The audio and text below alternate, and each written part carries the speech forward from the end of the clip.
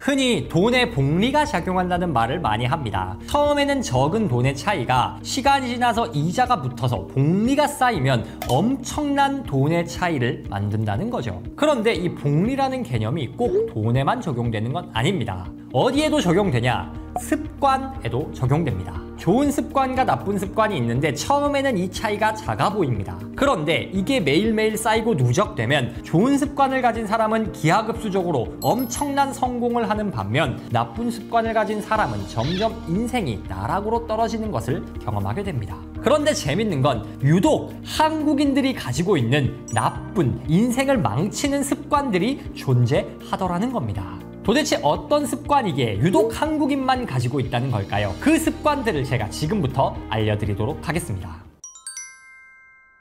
첫 번째는 체면을 신경 쓰는 것입니다. 한국 사람들은 체면, 눈치를 굉장히 많이 신경 씁니다. 타인의 시선을 신경 쓴다는 거죠. 다른 사람들이 생각하기에 어떨 것 같다. 혹은 나 정도의 나이와 나 정도의 지위면 이 정도는 해야 한다라는 이런 사회적인 시선을 굉장히 많이 신경 씁니다. 신경만 쓰고 넘어가면 상관이 없는데 문제는 이런 체면을 생각하는 습관이 소비로 이어진다는 겁니다. 가령 차를 살 때도 야, 나 정도 나이에 경차를 타면 되겠냐?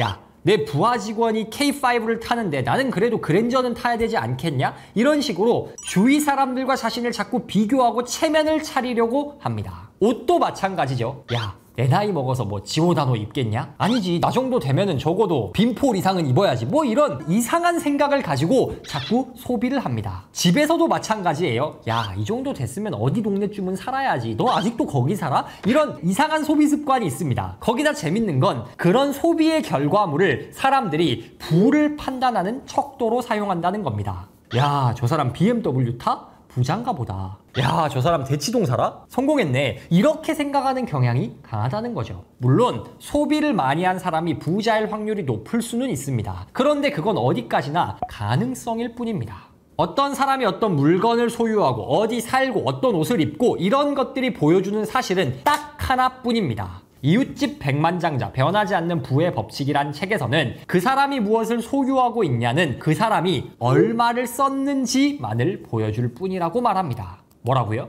어떤 것을 소유하고 있냐는 얼마를 썼는지 소비만 보여줄 수 있다는 겁니다. 이 사람의 자산, 정말로 이 사람이 부자인지 눈에 보이는 것만큼 화려한 생활 습관을 유지할 여력이 되는 사람인지에 대해서는 알 수가 없다는 거예요. 대치동 살면 부자 아니냐? 여러분, 자식 교육 신경 쓴다고 전세금만 꾸역꾸역 마련해서 어떻게든 대치동 들어가는 학부모님들 정말 많으십니다. 노후 준비 하나도 안 돼 있고 자산이라곤 없는데 말이죠. 그렇다면 어떻게 해야 할까요? 체면 눈치 신경 쓰지 말고 본질적인 것에 집중해야 합니다. 본질적인 것은 뭐냐? 바로 자산입니다. 내가 돈을 얼마를 가지고 있냐? 내 노후 자금은 준비가 되었느냐? 내가 일하지 않아도 어느 정도의 현금이 들어오느냐? 이 모든 걸 만들어주는 게 결국 자산이라는 거죠. 부동산이 될 수도 있고 주식이 될 수도 있습니다. 혹은 사업체가 될 수도 있겠죠. 정리하면 체면과 눈치를 신경 써서 자꾸 과한 소비를 하는 습관 때문에 한국인들이 유독 가난해지고 그 결과 OECD에서 노후 빈곤율이 가장 높은 나라가 되고 있습니다. 여러분은 어떠신가요? 굳이 이 정도 사지 않아도 되는데 체면과 눈치를 생각해서 무리한 소비를 하고 계시지는 않나요? 그 습관을 버려야 비로소 부자가 될 수 있습니다. 한국인이 유독 가지고 있는 두 번째 가난을 만드는 습관, 바로 팔랑귀입니다. 돈 버는 뇌, 못 버는 뇌라는 책이 있습니다. 이 책에서는 이렇게 말합니다. 부자들은 잘하는 일에만 집중하는 반면에 가난한 사람들은 모든 것에 관심을 쏟는다. 가난한 사람들은 팔랑귀를 가지고 있는 경우가 많습니다. 어떤 분야가 돈 된다, 이쪽이 돈 된다 그러면 자꾸 이곳저곳 따라다니는 성향이 강합니다. 주식이 돈 된다 그러면 주식을 하다가 부동산이 돈 된다 그러면 부동산을 합니다. 스마트 스토어가 잘 된다 그러면 스마트 스토어를 하죠. 뭐 하나 진득하게 파지를 않습니다. 특정 분야를 정했다고 해도 마찬가지입니다. 주식을 하면 자기가 찐득하게 공부해서 투자할 생각은 안 하고 자꾸 사람들이 좋다, 지금 인기 있다는 종목을 따라다닙니다. 증권주가 핫하다 그러면 증권주에 가고, 식료품이 핫하다 그러면 식료품으로 가고, 2차 전지가 핫하다 그러면 2차 전지로 갑니다. 이런 사람들은 절대 돈을 벌 수가 없습니다. 제가 예전에 스타벅스에서 책을 쓰고 있었습니다. 그런데 옆 테이블에 아주머니 한 4-5분께서 주식 이야기를 그렇게 열심히 하고 계시더라고요. 그때 당시가 에코프로가 수십 배가 올라가면서 너 아직도 2차 전지 안 샀어? 하는 말이 나올 정도로 2차 전지 관련주가 굉장히 핫하던 시절이었습니다. 그런데 그 아주머니들이 전부 2차 전지 이야기만 하시는 거예요. 그리고 그 중에서 대장급 되는 아주머니께서 야, 에코프로는 지금 너무 많이 올랐으니까 너 그거 말고 이거 사라고 뭐랄까요? 워렌 버핏 같은 통찰을 보여주셨습니다. 저는 그때 느꼈습니다.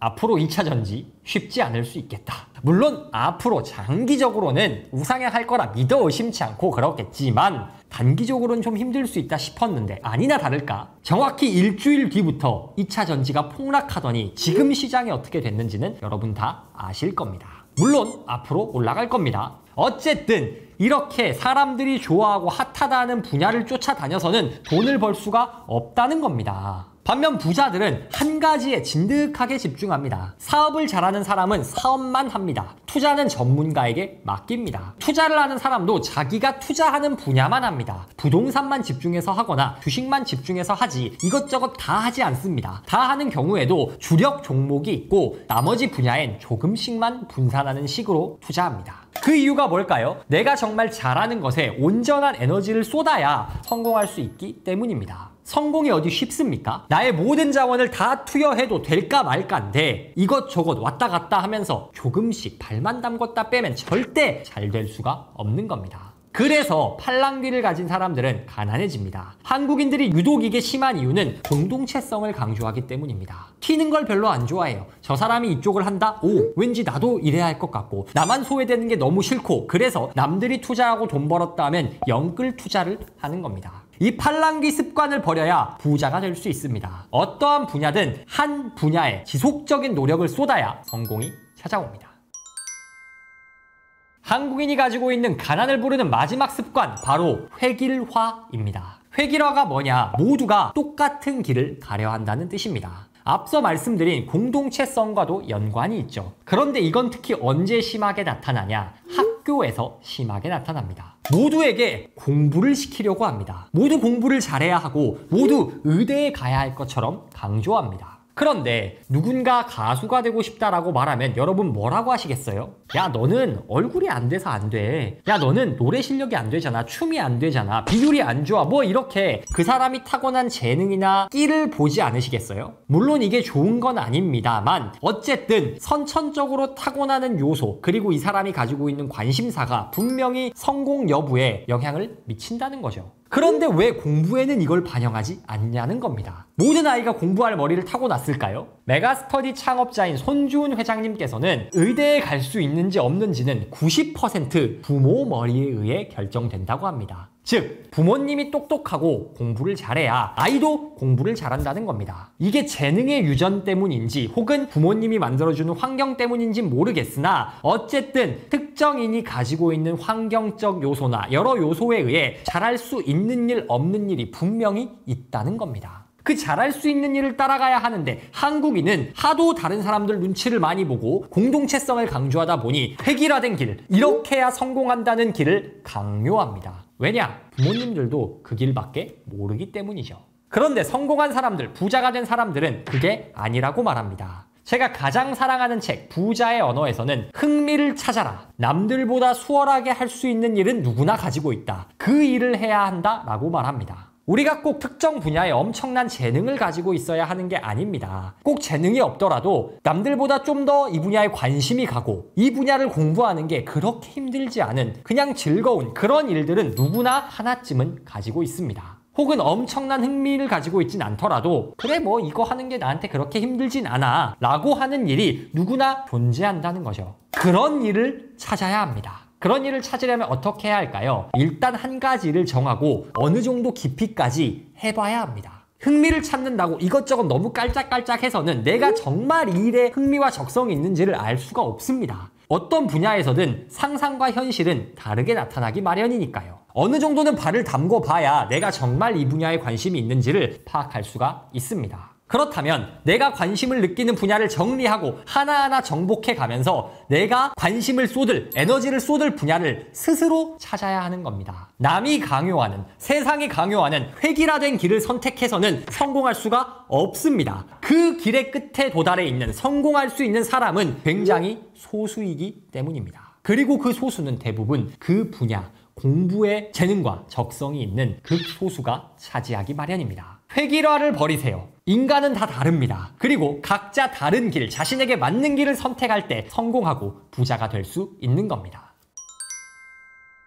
오늘은 유독 한국인들이 많이 가지고 있는 가난을 부르는 습관에 대해 이야기해봤습니다. 그 습관들은 바로 체면과 눈치를 신경 쓰는 것, 그리고 그로 인해 자꾸 무리한 소비를 하는 것입니다. 두 번째, 팔랑귀입니다. 이게 돈 된다, 저게 돈 된다, 이게 재밌다, 저게 재밌다라는 말을 들으면 자꾸 이곳저곳 따라다닙니다. 그러니 성공에 필요한 만큼 노력을 쏟을 수가 없는 겁니다. 마지막, 획일화입니다. 모두에게 한 가지 길을 강요합니다. 공부에 재능이 없는 아이에게 공부를 강요해선 성공할 수가 없습니다. 축구 재능이 없으면 축구 선수를 시키지 말아야 하는 것과 똑같습니다.